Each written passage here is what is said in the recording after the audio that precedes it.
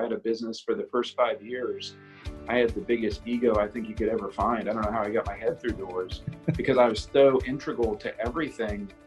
And then I realized that I was the problem with the company. I was too integral to it. And that company, the first 5 years, I got up to about 2.5 million. Once I kind of relinquished the day-to-day to a management team, it went from 2.5 million to 28 million over the next 48 months. And I realized that I was an issue. I wasn't the person making it all happen. I was a bottleneck. So that was a very powerful lesson for me. And so from that point on, the rest of my career, I just focused on getting good people in and creating that clarity, communicating to them and building up that culture around them so they can do amazing things without me being there. Welcome to Grow Think Tank. This is the one and only place where you will get insight from the founders and the CEOs of the fastest growing privately held companies. I am the host. My name is Gene Hammett. I help leaders and their teams navigate the defining moments of their growth. Are you ready to grow? When you grow a company fast, you've got to have some frameworks to lean on. Your frameworks may be around the strategies that you create, but we're going to talk today about leadership frameworks. Specifically, we're going to talk about what you need to grow your company fast. I went out there and looked in my community to see who has the best and strongest framework for this that's simple to understand, but also powerful. And so I found Asset Panda. The founder of that is Rex Kurzius.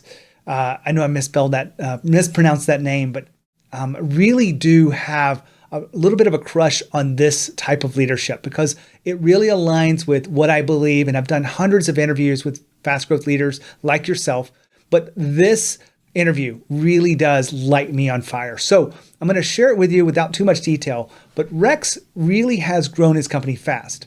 Now, 104 in 2018 on the Inc. list, over 3,000% over a 3-year growth rate. He did come back with 2019, and they just got announced at number 89. So really impressive. I'm really excited to share this interview with you. And what we talk about today will really light you up too if you want to grow as a leader. This simple framework would really help you. Now, before we get into it, let me just remind you that if you want to grow as a leader, then you want to pay attention to who you hang out with. I have a special opportunity for you to hang out with the fast growth leaders that you hear on this show and some other people that really want to connect with it. I have an intimate group of leaders. I call this Growth Think Tank Live. If you want more information about what Growth Think Tank Live is, then make sure you reach out to me, Gene at Gene Hammett. But what it is in a nutshell is 2 days really growing, working on the core issues of your team, building framework that allow you to be a better leader and allow you to take that back to your team to find more alignment and to build more leaders inside the organization and grow fast too. Now, here's the interview with Rex. Hey, Rex, how are you? I'm good. How are you? I am fantastic. Glad to have you here at Grow Think Tank. I've already let our audience know a little bit about you and the company, but I'd love for them to hear from you specifically. Why did you have to start Asset Panda? So I was actively looking for a business that centered around the medium was basically a mobile device. And I had a couple points of inspiration along the way. I had a company that I started that went from startup to a few hundred employees within 3 years. And we could go into our accounting package and we could see the fixed assets that we had, the depreciated amount, like the serial number, but we had no idea within that report who had it, what condition it was in, what the history of it was. So that was part of it. And then I had a friend whose house burned down. He lost everything he owned, and he went to file a claim with his insurance company. And basically they said, if you don't have a detailed list of the contents of your house, this is the amount you'll get based on your zip code. So between those two things was kind of the genesis of starting Asset Panda. Well, I have told the audience a little bit about the growth level, and it just comes out today. Go ahead and tell us your number for 2019. Yeah, so we're number 83. So we're pretty excited we cracked the top 100. That is impressive. And what percentage growth it was? Do you remember what it was? I need to look at this year's. It was over 3,000%. I think close to 4,000%, but don't quote me on that. I need to check. It's hard for people, I think, that aren't used to this and don't really understand kind of the math behind it. But 3,000% seems like an astronomical rate. I know you've had fast growing companies before. Is this the fastest? No, I had one other company that was number 25th fastest growing 1 year. Fantastic. So not the fastest, but it's the most interesting business model and scalable business model, which makes me feel like, eventually we'll crack that top 10. Well, you've got a special way of really kind of developing around this. You've developed these, what you call 3 C's. I'm going to let you describe what they are, but how important have the 3 C's been to your growth? And I mean, I don't think the growth could happen without it. It's foundational, I think, to any business, and high growth ones in particular. But the 3 C's for me, they're clarity, communication, and culture. And clarity is, from the founder's perspective, the clarity of what you're doing, why you're doing it, how you're doing it, giving clarity to all your managers, all your line employees. Basically, anyone associated with the organization needs to know why they're there, what they're there to accomplish, and how they're tracking against those accomplishments. That's what I mean by clarity. And then in communicating, it's constant communication. It's automated systems that force rank employees against other employees so they see how they're performing against their peers. It's weekly reports that aggregate how the entire team is doing. It's quarterly meetings where the entire company gets together. We call it our state of the company meeting, where we go through every operational division of the company and we talk about the highlights, the lowlights, what needs to improve. We celebrate the new hires, but we're constantly communicating either directly to them or indirectly to them with systems reports. And then the last thing is a culture that backs up your clarity and your communication. It's one thing to tell someone that you want them to take risks and be entrepreneurial and accountable and trustworthy and honest. It's another thing to build a culture that allows each person to be celebrated in their individuality and to do the best we can to draw out the talents that those people have. And I'm a big believer that if you are hireable by a company, you've got talent. And it's our job as an organization to make sure that the people feel comfortable enough where they can express their talent. And the way you express talent is you give people the opportunity to make decisions, you encourage failure, and you encourage them to learn from their failures to succeed. And I think it's how people grow. So those are the 3 C's: clarity, communication, and culture. Now, Rex just talked about entrepreneurial spirit inside the company. Having people that think entrepreneurial really is a benefit to your company. It really is something that a lot of people shy away from because they're afraid someone's going to go out there with start their own business. A lot of entrepreneurs want the safety of being in a company, but they want to be able to let their ideas shine. They want to let their work shine and be innovative. And so if you give them the space to do that, you can actually create and harness that power of the entrepreneurship inside the organization. Every leader I know has wished that they could find mini-me's. Now, I'm not saying everyone's going to be just like you, but you want to encourage them to think for themselves, be resilient, and be resourceful. And that's what entrepreneurs do. So I encourage you to do that. If you have any questions about how you do that, make sure you reach out to me. I'd love to share you my ideas. Now, back to the interview with Rex. A lot of the stuff that you're talking about, the entrepreneurial spirit, the empowering them, and encouraging failure, all a part of the core speech I give when I go talk to companies that are interested in creating a culture of growth. I want to back up a little bit, maybe dissect the 3 C's. Clarity. Lost you on video. Yeah, sorry, I messed something up. Not the biggest deal. But I'll go ahead and ask you the question. Clarity, you mentioned the importance of vision from the leader, but also the employees and how they actually take the clarity and what they do with it. So what have you learned along the way of being more clear with your message? What I've learned is you need to set the broad direction, but not micromanage the people.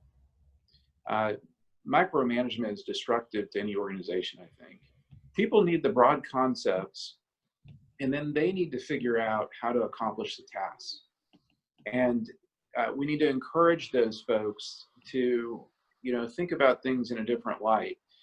We need to encourage those people not to benchmark themselves against broad industry expectations for a position, but against their own internal peer group.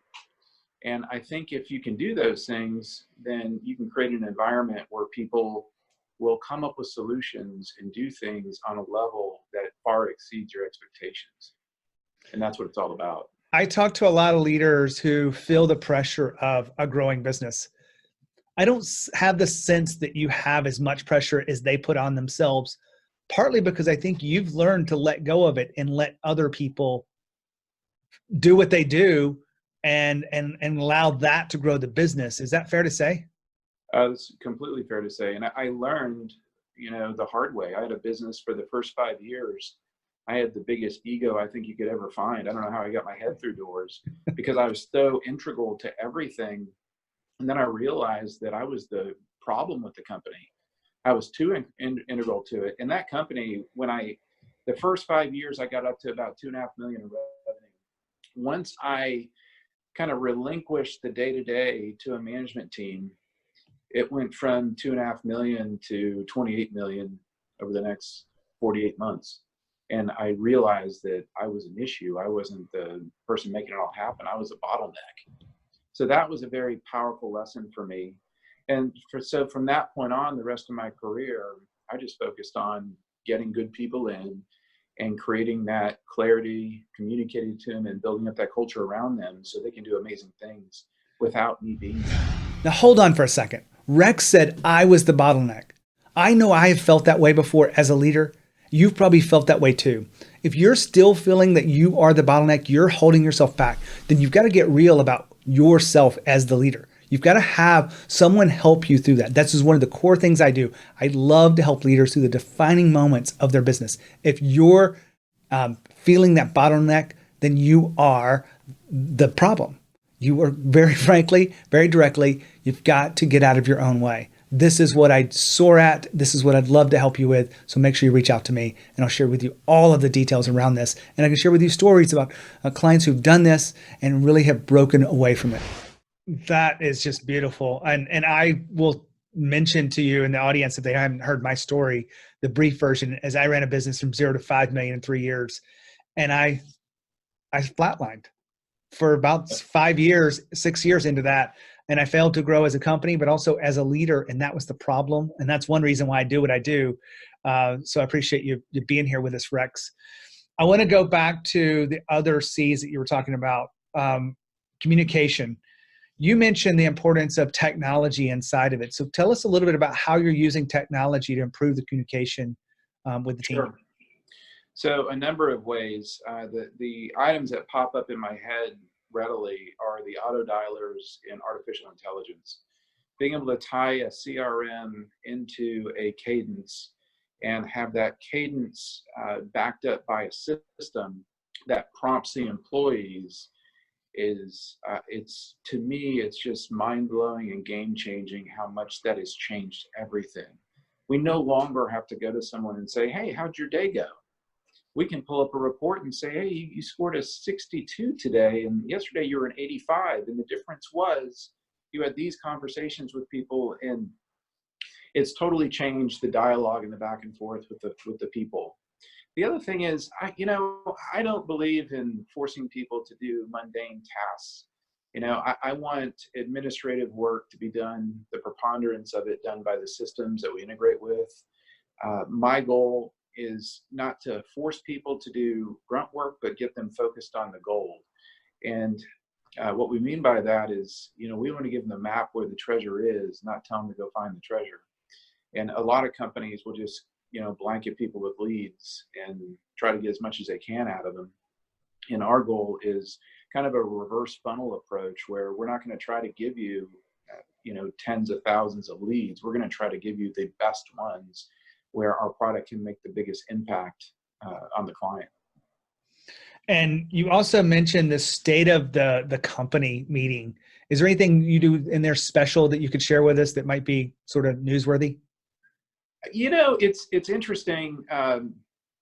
It's something that I started doing in my companies about 14 years ago. It was the genesis of some Silicon Valley companies. And what it is just a very frank discussion where we go through everything. We talk about the company's mission statements, the short-term vision, the long-term vision, the brand promise. We talk about financials for the business. We break down each operational head goes and talks about the things that are working and the things that are not working. And I think in a meeting like that, it's incredibly important to celebrate the successes, but also acknowledge the failures. It's just part of it. It's being real.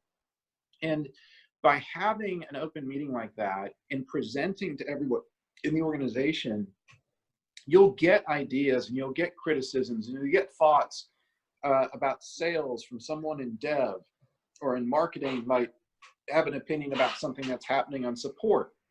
And the cross-pollination, I think, is very important. And then I think if you're a standard employee here and you start, the CEO is going to get up in front of you and tell you everything that's working and not working. And he's going to be very honest with you and give you an opportunity. And I think it makes them feel like they're much more included in the organization. There's in organizations I've had in the past where I didn't do that, we had this phenomenon that I call water cooler talk. So people would get discouraged about the direction of the company or have a question about it, or maybe something blew up where it's gossip that's not true that's running throughout the organization. Here, every 90 days, everybody knows everybody's going to get a reset. And I've got an open door policy so people can come anytime they want. And I encourage them to ask questions and I encourage them to challenge me. And I look at it as, you know, I am presenting the report card for the business. And, you know, people say I'm the founder and CEO and I don't have anybody to report to. That's not true. I report to all my vendors and I report to all my employees. You know, I take employing people very seriously. You know, they got college educations to pay for and mortgages and their dreams. And, you know, the business needs to step up and make sure it's doing what it needs to do. And it's it's not one of those things where we want to hide anything. We want to put everything out in front of everyone so they understand they're included. They have a right and they have an opportunity to give us feedback. But then they know straight from me exactly what I think is happening in the company. Whether they agree or disagree with it, at least it's a conversation. I don't think you've said the word, but I feel like you really value transparency across the organization. Oh, incredibly. To a point where it's not only transparency from the perspective of me like standing in front of everybody and telling them the information. It's transparency to the point where it's part of their operating reports. They see when I represent and when I tell them about a revenue number, it's not new to them. They might see it in aggregate compared to a budget that they may not see it all the time, but it's incredibly transparent and it's acknowledging we are not perfect people. The goal here is to not be perfect. The goal here is to improve every day and acknowledge our successes, celebrate our successes as often as possible. And just as importantly, maybe more importantly, acknowledge the failures, diagnose the failures, learn from the failures, and then get better. I'm not surprised that you continue the level of growth because this is the way you think about leadership and culture. And absolutely. I say that because I talk to a lot of companies and you say it so matter-of-factly, you know, you're one of the rare birds in this, the way you think about this. Oh, I appreciate that. I just, you know, I grew up, I had very humble beginnings and I learned from that experience growing up that, you know, life can change on a dime real quickly. And just when you think you're the best thing in the world, something can knock you right off. So I choose not to look at life trying to compete with anybody but myself, you know, and I just want to be a little bit smarter tomorrow, a little healthier, a little more well-read, a little bit better leader. And over time, you know, every step of the journey takes you up a hill, and before you know it, you're looking down and it's the valley's way below your feet. And I think that kind of thinking is what I want to permeate throughout my organization and to the people that I get the opportunity to work with. Well, I wanted to say that to you because really appreciate you being here. We haven't talked about culture much. So what is something that you would share with us that you do to really reinforce the culture that maybe other people aren't doing? And culture, by the way, is the magic behind all of it. In my opinion, and I forgot who said this, but I'm sure somebody smarter than I did said this. They say culture is the only defendable competitive advantage in any organization. And I think they're right. And so a culture has to be something that is not initiated on a daily basis by anyone in particular. It's got to be a feel when you walk in the office. So if you walk into Asset Panda, you'd see this silly 8-foot tall panda mascot, a neon sign, you'd hear music playing. I believe music is a very important thing in the workplace because, think about the greatest times we've all had in our lives, and a lot of it's centered around music. So we get people coming in with an upbeat attitude already. If you walk through the office, you'll see inspirational quotes on some of the boards. Some of them are mainstream that, most people have read. Some of them are just internal to our company. And then you'll see points of celebration everywhere. We've got gongs all over the place. So when a deal's closed, we hit a gong. When a customer calls in and gives us a great review, we hit a gong. We try to celebrate things as often as possible. We try to create a sense of community. So we provide food quite a bit. We celebrate the most obscure holidays. We celebrate because we want that sense of community and camaraderie and inclusiveness. And then on the flip side of it, we also go out of our way to celebrate the independence of people. We don't have a dress code at work. Most days I wear a Panda t-shirt, and a lot of people here do too. But we encourage people to be different. And when we do our State of the Company meeting, one of the things we do is we make sure that the star of the whole show, the hour-long presentation, is not management, it's the actual employees.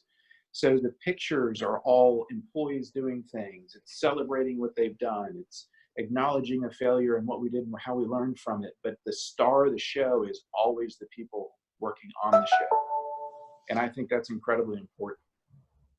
I so agree with everything you've said. I don't think there's anything I can point at it and say, you know what, you're off mark there. Putting people as the star of the show is a huge difference from what most companies do, and bigger companies lose touch with that. And I know you're growing fast, so I will remind you, don't lose touch with putting the people first. I don't think you will, but I really appreciate you being here at Growth Think Tank. What's one parting words you would share with the audience about leadership and culture as it relates to growing fast?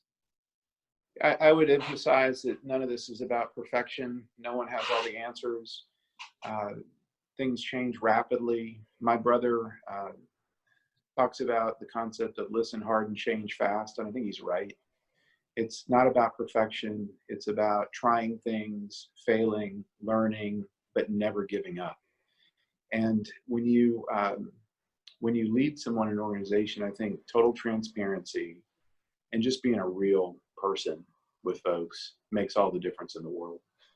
Well, I couldn't agree more. So Rex, thank you for being here. Thank you for bringing Asset Panda to this and for having a place that all these workers enjoy to come and grow as individuals and really move the mission forward. Absolutely. You. Thank you for having me. Fantastic interview, right? I always say that, but it was really powerful because so simple. You want to have clarity of your message, clarity of how other people are receiving it. You want to communicate that consistently. You want to use technology. You want to also have the kinds of meetings where people can be real. Those are really powerful aspects to the growth of your company. And don't forget culture. Culture is the core of everything. Culture is the business. And culture is what will really make people pay attention and stick around and really put their heart and soul and loyalty into your company. So if you are not maximizing your area of leadership on clarity, communication, and culture, then you're probably feeling that you're feeling the pain and feeling the stress. You're not growing as fast enough. I'd love to get to know you. Maybe there's a solution I have that could help you grow your business. As always, lead with courage. We'll see you next time here at Growth Think Tank.